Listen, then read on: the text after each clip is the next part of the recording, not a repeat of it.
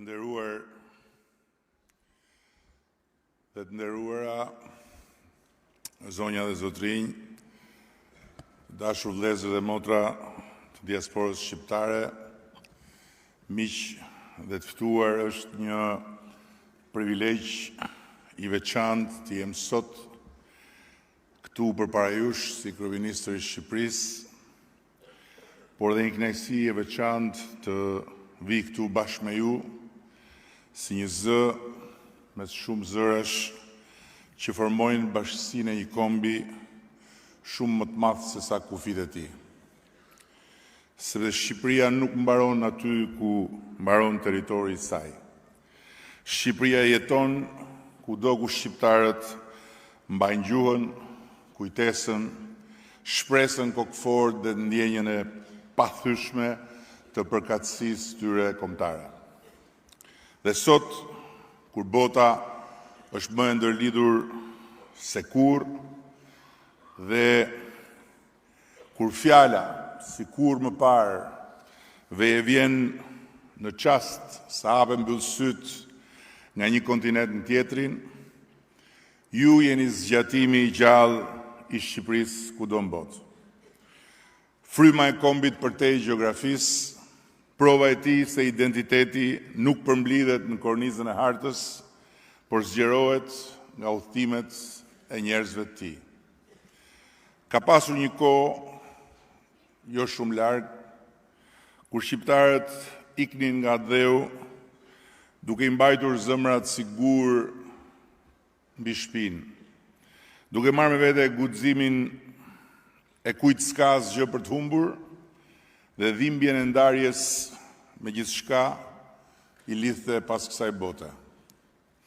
Por atë që historia deri dje i quante ikje të pangushëllueshme, koha e ka shndruar në një lidhje të pazëvendësueshme.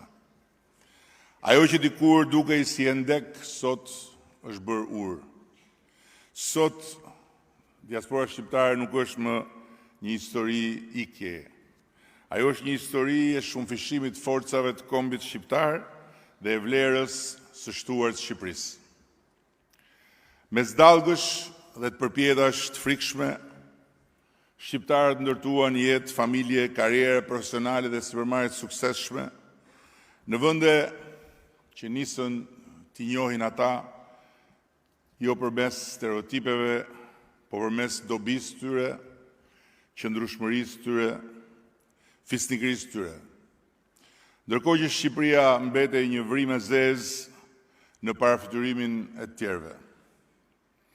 Dhe përtej historive tuaja individuale të suksesit, ju bartët diçka edhe më të rëndësishme, fillin e padukshëm, që na lidh tërve me këtë tokë. Një fije që asnjë distancë nuk e kput dot, një fije e bërë nga gjuha që flitet në shtëpi, nga traditat që mbahen gjallë, nga kujtimet që kalohen nga baba e nëna tek vajza e djali. Ky fill nuk është nostalgji, është aseti ynë strategjik, forca e madhe përbashkuese që kombi ka dhe njëkohësisht sfida që Shqipëria dhe shqiptarët kanë sot për ta mbajtur, ruajtur, për cjell brez pas brezi përballë rrezikeve të mëdha që i kanosen në një botë gjithnjë e më të ndërlidhur, gjuhën e tyre në një botë ku vendet që kanë sukses janë ato që kuptojnë dhe veprojnë me vetdijen se njerëzit e tyre, kudo ku ndodhen, janë pjesë e një ekosistemi të vetëm, të njohurive dhe mundësive të rritjes, përmes gjuhës. Miqtë e mi, ky summit nuk është një mbledhje ceremoniale. Është një deklaratë qëllimesh të larta dhe të përbashkëta. Është padyshim dhe mishërim i bindjes sonë se diaspora shqiptare nuk është në periferi të jetës kombëtare të Shqipërisë, por në qendrën e saj. Shqipëria sot nuk është më vendi që i kërkon diasporës kujtesë dhe indulgjencë monetare. Ky vend është një kantier i madh transformimesh që e fton diasporën në pjesëmarrje. Pjesëmarrje në investime, pjesëmarrje në inovacion dhe në jetën akademike, pjesëmarrje në ndërtimin e së ardhmes së Shqipërisë. Si në çdo kantier, edhe në kantierin e Shqipërisë 2030 në Bashkimin Evropian ka pluhur, ka pislëk, ka zhurmë, nganjëherë shurdhuse. Por mjafton të kthejmë kokën pas, në kohën kur ne filluam të mendonim për samitin e parë diasporës, për të marrë kurajo, forcë, frymëzim dhe për të vijuar punën kolosale që kemi nisur. Atëherë, ky ishte mbi të gjitha një moment të ritakimi në një vend plot shpresë të rilindur, por dhe plot plagë të hapura. Ishte një hap i parë për të thirrur fuqinë e diasporës dhe për të ndjerë më të fortë përballë përpjetës së thepisur që duhet të ngjisnim drejt majës ku sot jemi më afër se kur ndonjëherë. Ai ishte fillimi një bisede të ndërprerë mes Shqipërisë dhe bijve të saj përtej detit dhe përtej maleve. Sot jemi në fazën e ndërtimit të asaj që ka qenë boshti i bisedës sonë shekullore, rrugës së lidhjes përfundimtare me atë anë të botës ku dielli lind andej nga perëndon.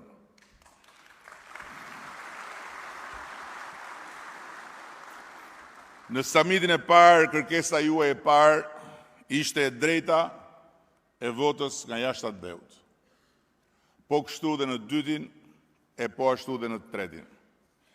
Ishte një kërkesë themelore për të qenë jo vetëm pjesë emocionale e këtij kombi, po dhe pjesë aktive e vendimarrjes së tij. Sot ju vini këtu pasi e keni ushtruar atë të drejtë në zgjedhjet e vitit të shkuar. Nga një drejtë e kërkuar në një drejtë e ushtruar. Nga një zë që kërkohej dëgjohej në një zë që tani më është pjesë e vendimarrjes popullore për udhëheqjen e këtij vendi. Atëherë, shumë prej jush ishin shqiptarë që shpesh duhet përballeshit me paragjykime për emrin e vendit tuaj. Sot ju jeni kryelartë kudo dhe kurdo emri i vendit ton thirret në vëmendje. Sepse emri i Shqipërisë ka kaluar një transformim të thellë. Nga një sinonim i një të keqe në sytë të tjerëve, Shqipëria është bërë sinonim i detit, i diellit, i natyrës dhe i njerëzve mikpritës.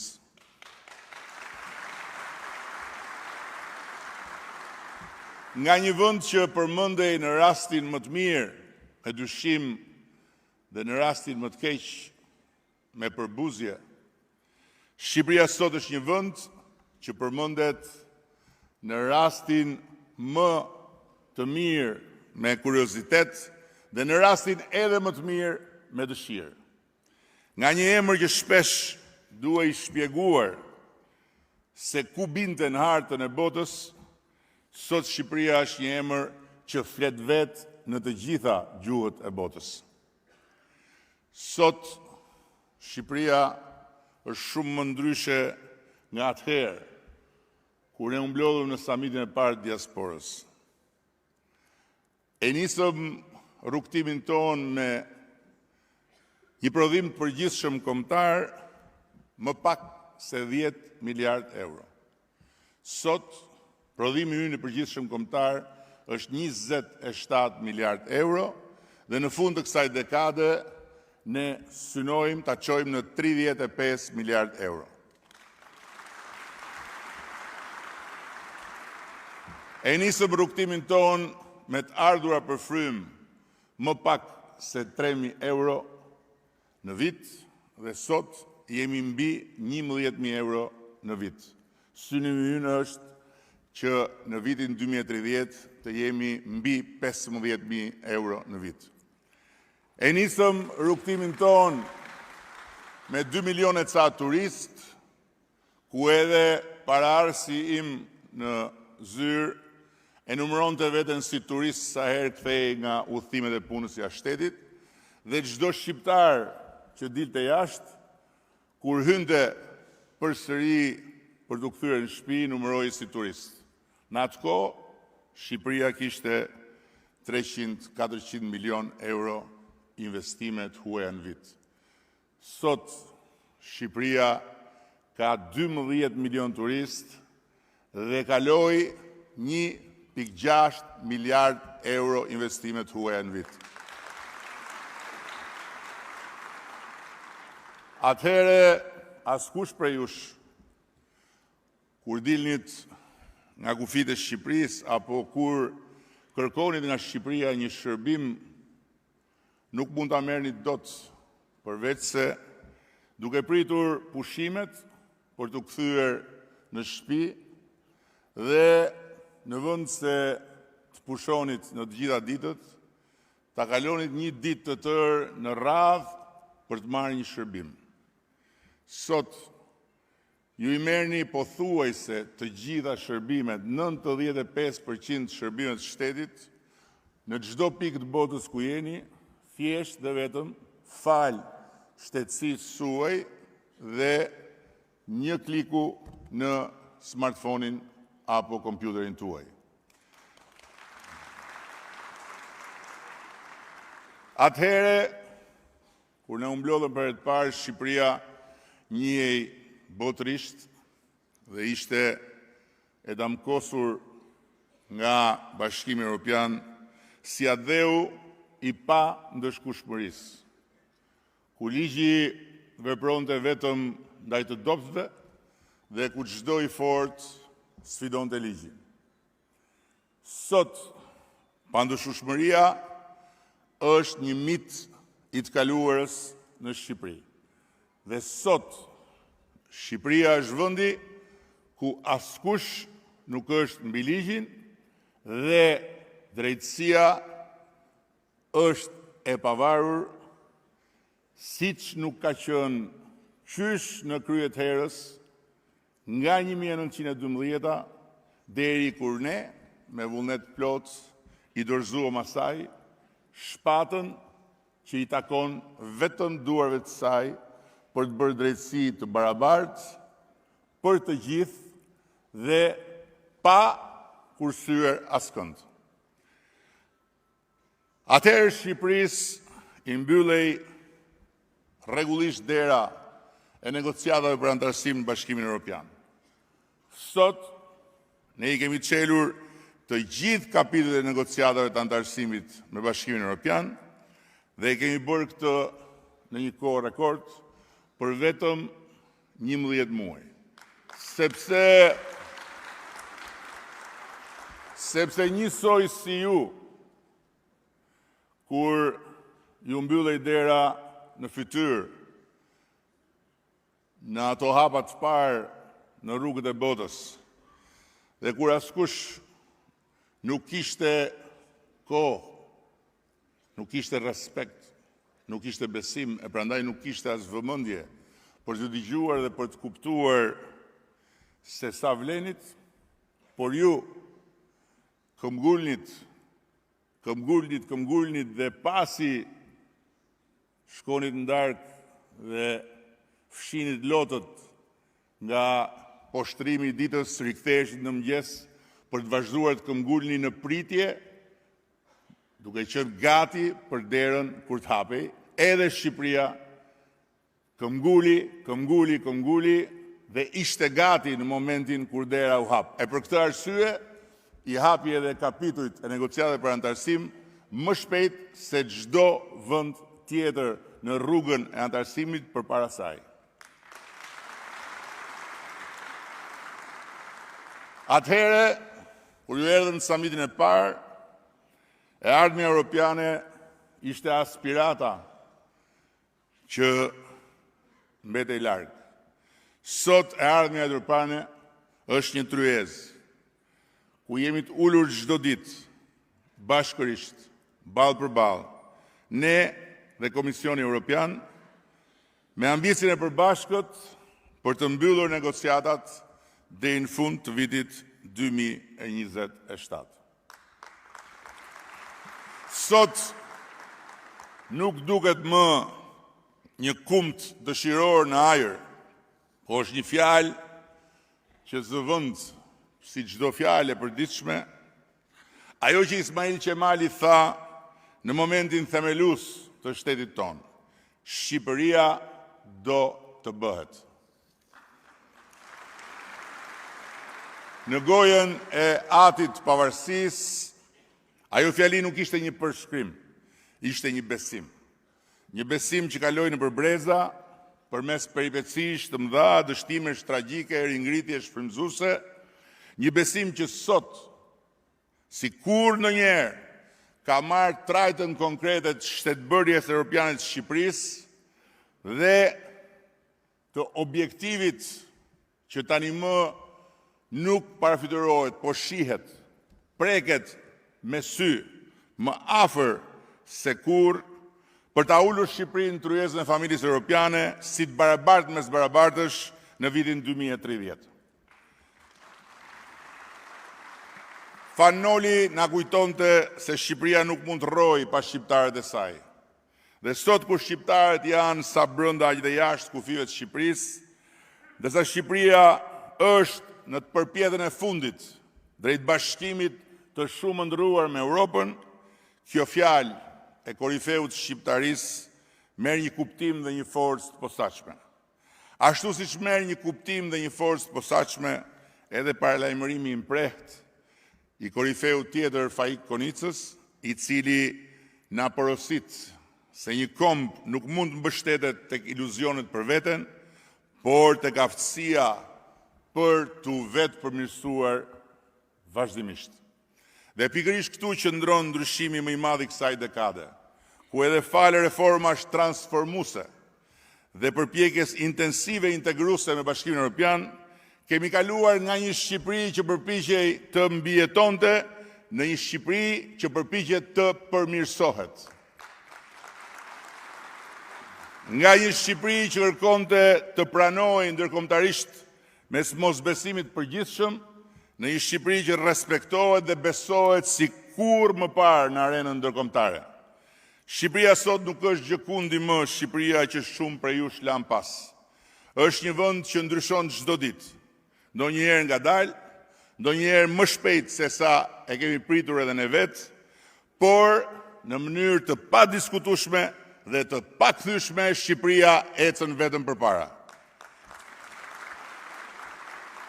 Shqipëria 2030 në Bashkimin Evropian nuk është një objektiv politik, është një zgjedhje qytetërimi, është përmbyllja e një rrugtimi që shumë prej jush e kanë jetuar tani më në jetën e tyre, duke ju integruar në shoqëri që përfaqësojnë vlerat që ne synojmë të rrënjosim këtu, në Shqipëri, në shtëpi.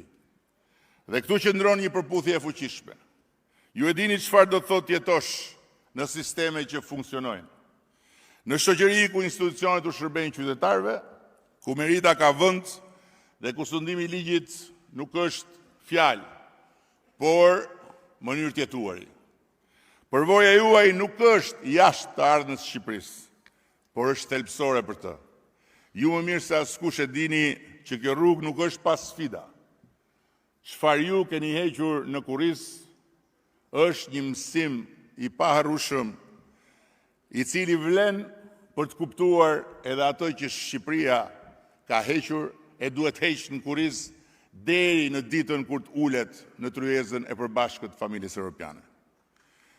Sepse asnjë transformim i madh, i thellë dhe i vërtet nuk mund të jetë pa hequr të tëra në kurriz. Do të ketë pa diskutim zhgënjime, do të ketë pa diskutim momente kur duket sikur asgjë nuk ja vlen. Do të ketë pa diskutim edhe momente kur progresi mund duket i ngadalësuar e mund lindin dyshime. Por asnjë rrugë suksesi nuk ndërtohet përmes reatisë dhe kombet jo nuk ndërtohen në momente reatie. Ato ndërtohen në tensionin mes asaj që ishte dhe asaj që duhet jetë.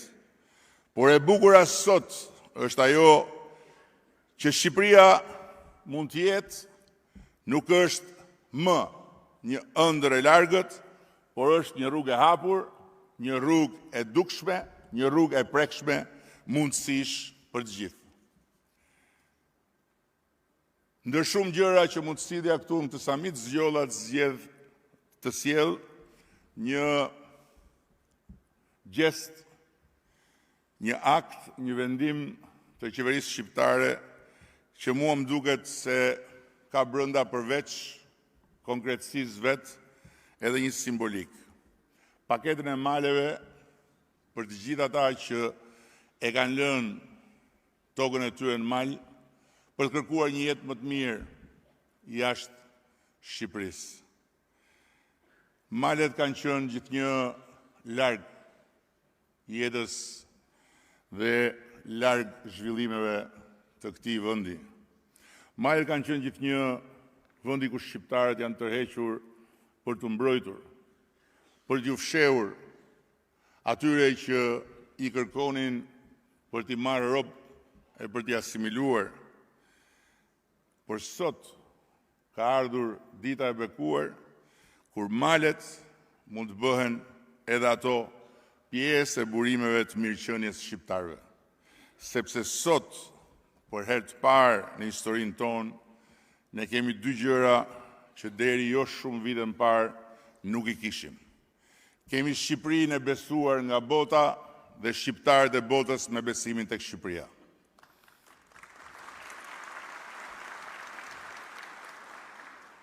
Kemi botën që vjen përmes vizitorësh të shumt dhe eksploron edhe malet.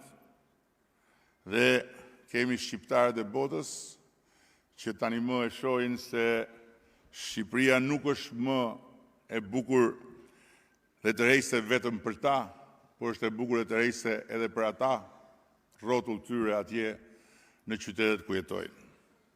E prandaj unë i them shqiptarëve që e kanë një copë tokë, diku në një mal, diku në një kodër, që e kanë një shtëpi të braktisur të gjyshit, atë stërgjyshit, që ta marrin në dorë paketën e maleve dhe ta kthejnë atë tokë, ta kthejnë atë shtëpi në një burim mirëqenie.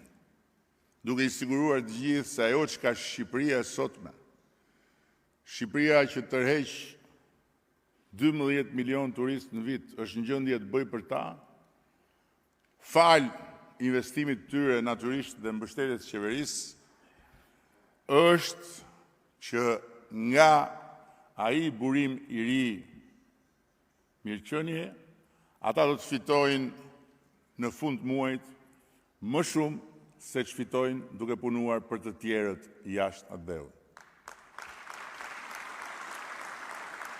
Dhe kjo e maleve natyrisht vlen për të gjitha.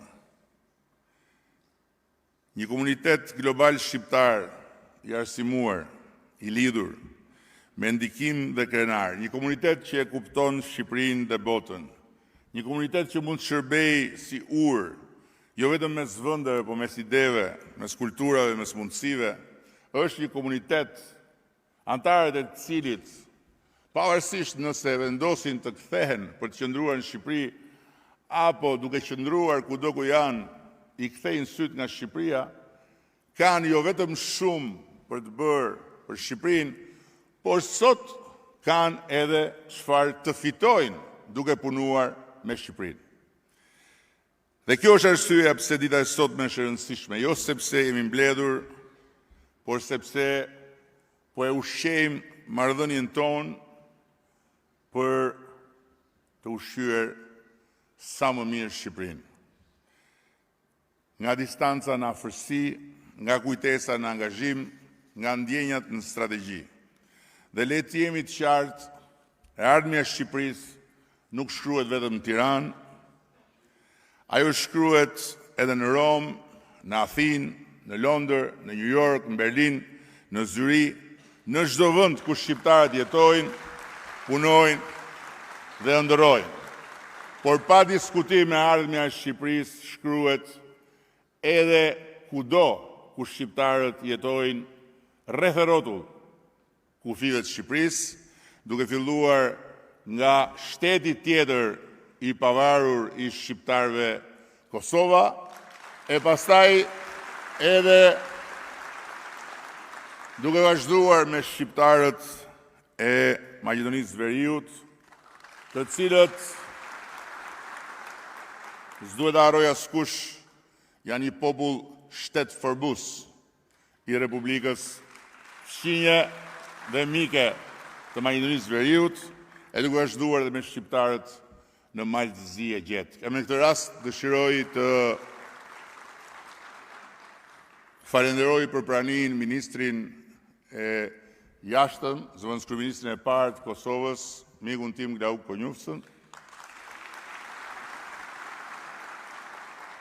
kryetarin e Parlamentit të Maqedonisë Veriut, Afrim Gashin,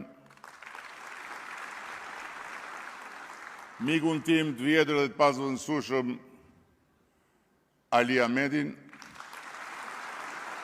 dhe pa diskutim edhe mikun tim të padiskutueshëm të papërsëritshmin Dritan Abazović.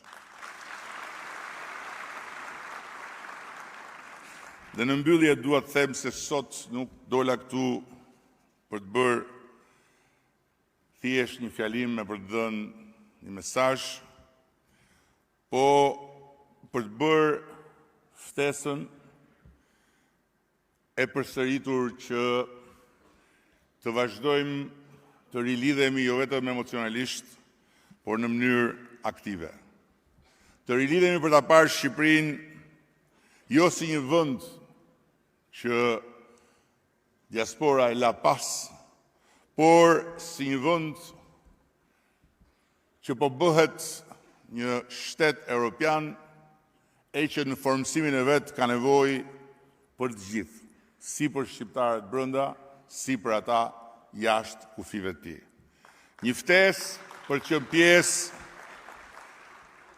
e pikërisht një projekti të madh kombëtar, i cili është më i madh se çdo qeveri, është më i madh se çdo cikël politik, është më i madh se çdo brez i vetëm, sepse është i madh sa amaneti të gjithë atyre që nga Gjergj Kastrioti tek Ismail Qemali e me radhë tek heronjt, martirët, dëshmorët, shqiptarë në të gjitha trojet ku shqiptarët jetojnë, lindin fëmijë dhe projektojnë të ardhmen, një amanet që e kërkon Shqipërinë dhe kombin shqiptar me patjetër në tryezën e përbashkët të asaj familje ku më në fund ne po bëhemi gati të jemi pjesë e pandarë.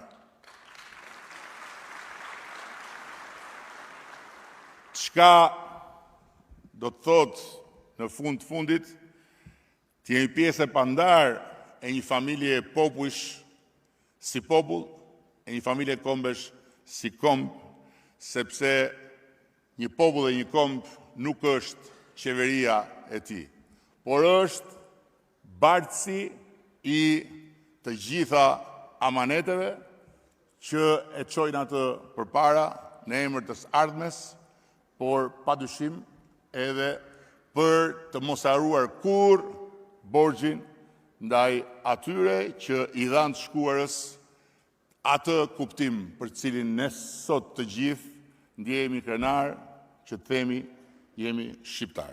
Shumë faleminderit. Rrofsh Shqipëria, rrofsh Kosova, rrofshin shqiptarët, kudo ku janë.